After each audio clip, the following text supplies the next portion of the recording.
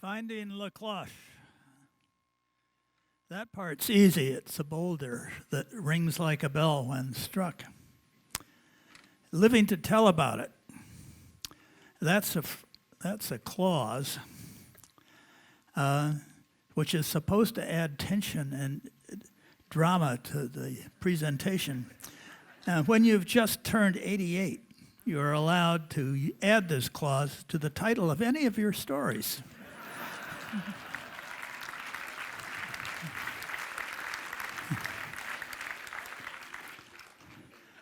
We'll start here with the escarpment. The Niagara Escarpment is the remnant of an ancient seashore, limestone, that begins somewhere near Lockport, New York. If we wanted to go east, that's where the Erie Canal has to lock up onto the escarpment. Continues on to Niagara Falls and is responsible for the falls there. And then finally, for this presentation, we're up at the Manitoulin Island, the largest freshwater island in the world. And it comprises the south shore of the island. It's visible there, but it also lies under the entire island, rising gradually out of the lake to make the northern boundary of northern shore of Manitoulin Island much higher than this flat shore early on. And finally, it ends up over near Green Bay. In the process, the limestone bumps up against the Canadian shield, and it's not an even collision all along. Things get pretty mixed up. But basically, we're graced in the North Channel, so-called, because that's the channel that the voyagers took after coming in at French River as they headed to the Sault Ste. Marie. And this stretch in here is just filled with islands, which are of various sorts, most of them granite, but with some evidence in some of them, of the continuation of the escarpment. Now, my wife, Helen, has spent many summers on Manitoulin Island, and we won't mention the island much further except to show a couple of slides. The south shore of Manitoulin Island is this limestone that is huge flat plates that taper and slope gently out into Lake Huron. And on them, excuse me, wait a minute, I waited too long. On them are the glacial erratics that show up very easily on this flat surface. And there are hundreds of glacial erratics, and La Cloche is one of them.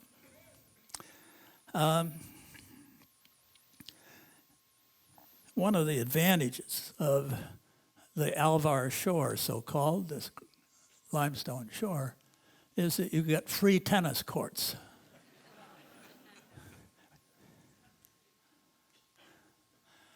Now, 2 years ago, Helen and I paddled down out of McBean Harbor up here. We left our car under the protection of Andy Southwind, who looks over cars from his porch like a hen looks over her chicks to make sure that they survive well in that location. And we paddled down out of the harbor and we started late in the day, and we got into the pretty high wind, and we camped on that island overnight, and then we continued along the north side of the island, Fox Island, and into the harbor, where we had a lovely campsite, and then down into the Benjamin Islands,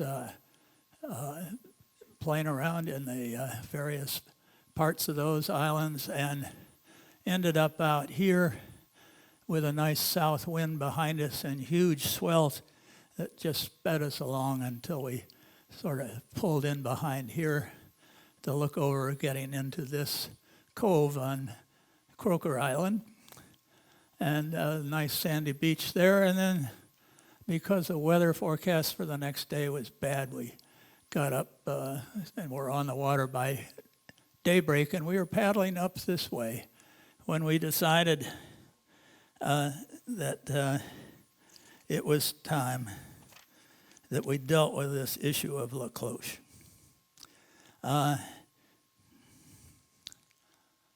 Here's our campsite in Fox Harbor.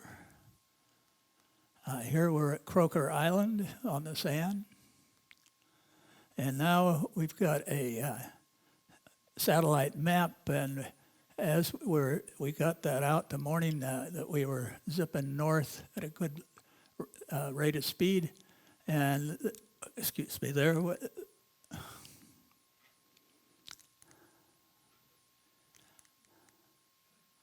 I'm all mixed up here. Let's go back one here, if we can. We're headed north, and we noticed on the satellite Fort La Cloche Provincial Park, and that got us thinking as we were just steaming along here that right in front of us out on the mainland was La Cloche Lake, and on the right off the starboard bow was Grand La Cloche Island, and beyond that was Little La Cloche Island, and beyond there somewhere is La Cloche Peninsula and La Cloche Channel. And why was La Cloche mentioned in so many different places? And we started to think, and imagine a community without metal. Maybe there's a tiny little bit of copper somewhere, but let's imagine that community at 800 years AD or 1000 AD. These people have never seen metal. And but they have children who are growing up there, and the children are down on the shore and they're playing, and a child picks up a rock and he hits another rock with it, and it rings like a bell. And this is a noise that the children and the adults had never heard before. A ringing sound of a bell. And it didn't take long for this noise to get disseminated about the community, and people came from miles around to hear this noise. And before long, a shaman came along and decided that something in this stone must be magic, and that this was his field of business, and the children lost their toy. Anyway, it was a noteworthy boulder, no matter what the story behind it was. And we decided it was time for us to find it. And therein lies a tale that gets sort of complicated in places, but it is an example of how when you get interested in one sort of obscure topic, it can lead you into interesting places. So we turn to Eric Morse, whose book recounts his trip along the path of the voyagers through this territory. And on page 66, he tells us how easy it is to find this stone. Anyone looking for the stone should have no trouble. Lies in wild surroundings, etc. And he tells you where to find it from the highway bridge at Swift Current, and where to go, and exactly where you'll find it. So this was not going to be a problem to find, obviously. And we turned to another part of internet and saw the YouTube movie video of a family who had found La Cloche. And the children in this family were climbing all over the stone, and the adults were hitting the stone to demonstrate the sound. And this YouTube movie was pretty well done. It just showed this family doing what families do when they have kids and something like a boulder in their midst. But not all people appreciated that YouTube availability. And that got us to think, maybe if we're going to look for the stone, we ought to check with a few people first. And so our travels took us, excuse me, from Manitoulin Island back across the bridge onto Grand La Cloche Island, and up the road to, this is Little Current here, this is Swift Current up here, this is the mainland here, and this is the bridge from the mainland onto eventually Manitoulin Island. And so we knew that this is where we would probably be starting, but we continued on up to Birch Island, where we stopped into the Whitefish First Nation Administrative Office and talked to Mrs. McGregor. Mrs. McGregor is one of many McGregors who were descendants of the factor for the Hudson Bay Company at Birch River, whose name happened to be McGregor.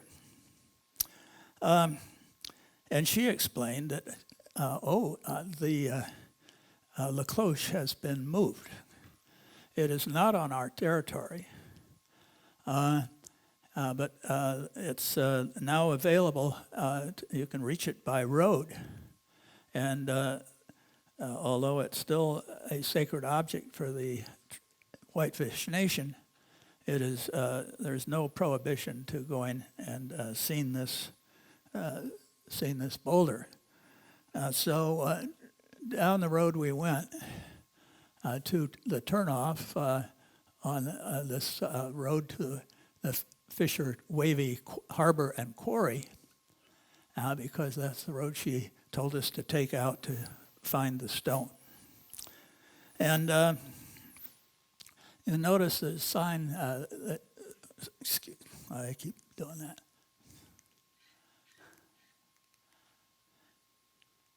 Sign that says that there's salt out here too, and there's another sign here that says no trespassing. But you pay. I found it generally true that you can avoid problems by just going ahead and trespassing, so we drove on down this road, and we kept driving, figuring that this famous boulder would have some kind of sign or maybe a little fence around it with a rope or maybe a roof over it, or there'd be something to denote this boulder. But we got to the end of the road in the harbor, and we find all kinds of erratics that have been collected by the people making the harbor and sort of laying out lanes to do whatever they wanted to make a straight boundary, and they put all these rocks in rows, and there's hundreds of rocks, all of which were about the size of what we'd been told was the rock that rang like a bell. So we got out a rock and started pounding on these. And after 15 or 20 poundings, we thought, wait a minute, this just can't be. And we remembered that back on the road away, it was a tree, and it had some fabric, some red cloth hanging in it. And that must be trying to tell us something. So we went back up the road, and sure enough, we found the rock that rang like a bell. And in a few minutes, we'll ring it like a bell, but there's more to the story.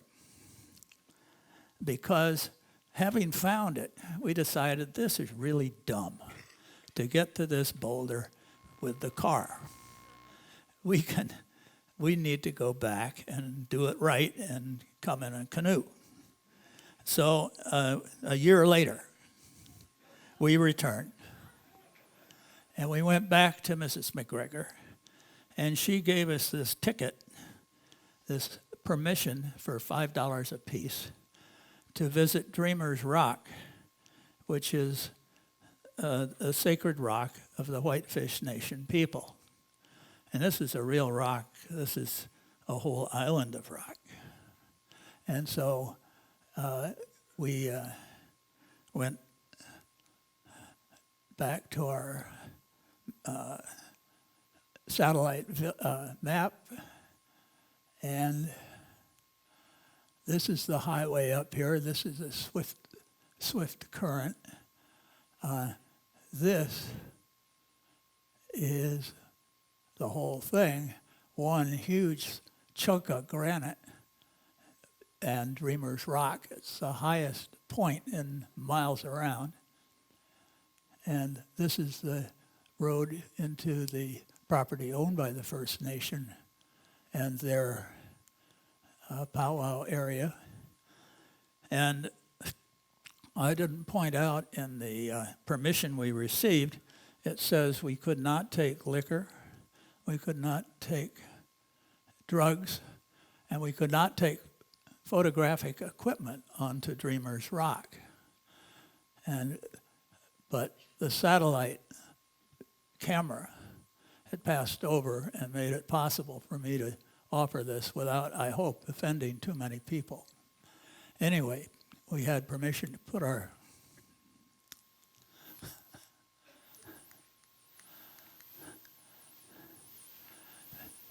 boat in here, paddle around the corner, down past some islands, and the directions say that the rock lay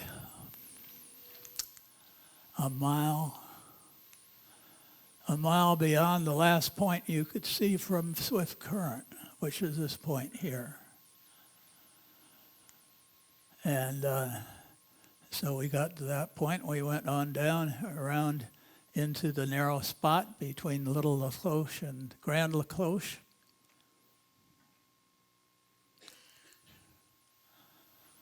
To the causeway that the Fisher Harbor generated, and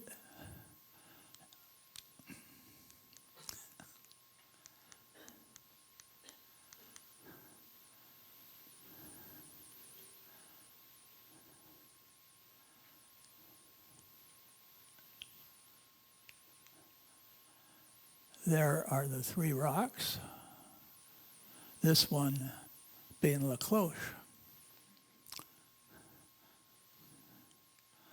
Along the way, we saw a very tame sandhill crane. We saw the Lafarge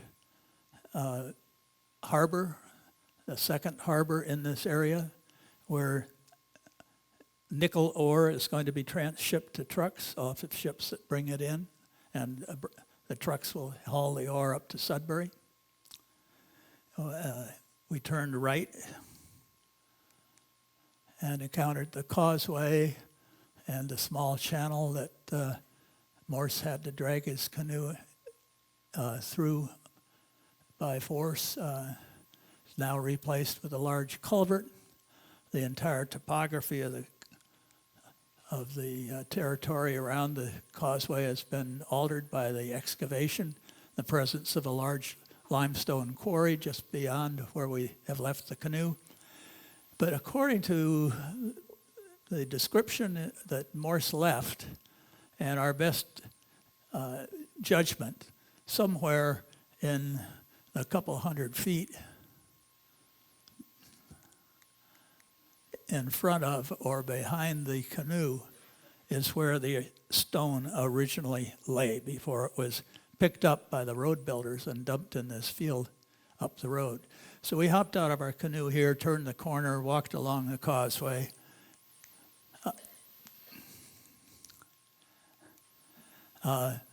You can see that this little coast is all limestone in layers, and in contrast to the adjacent part of the topography, which is the huge granite mound of Dreamer's Rock. And now we walked up the road, and this year, one of the three stones has been draped with red cloth, and that is obviously the stone that rings like a bell. And here we are, and we'll see whether this will work here. What I want to do is click on the can someone help me click on this and get the video here? Okay. Yeah. There we go. Here we are on the property of the Fisher Wavy gravel and rock operation on La Cloche Island. And Ross is standing next to the La Cloche, the rock that rings like a bell when struck. But first I'll just give you a little context about where we are. We're on a flat open meadow. You can see water in the background, and clues are some red cloth either draped over rocks or hanging in the trees on the site. And now Ross will demonstrate by picking up a rock and banging on this particular one.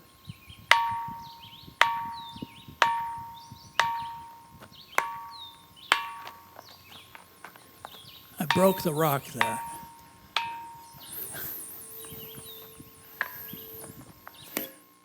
So that's the rock that rings like a bell.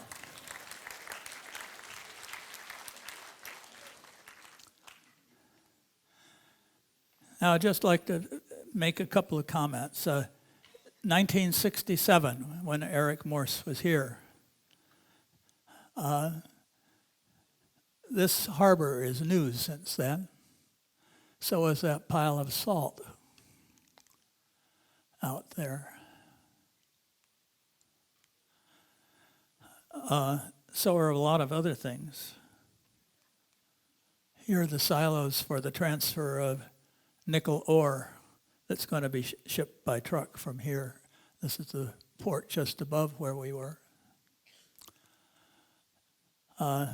It's necessary to get ships in and out of here early in the year, and so now there's an icebreaker route that disrupts the ice early on while people are still able to take their snowmobiles from island to island. I'm sure this is an issue. And here is the icebreaker that makes the channel open early. Nevertheless, with luck, someday we will retrace Morse's route from Killarney, going west, down through the islands and peninsula, around the corner, or maybe through the little passage there, up to Little Cloche, and we will arrive by going through that culvert in our canoe, and then we'll leave the canoe and walk down the road, and you can bet when we're there that we'll ring that bell. Thank you.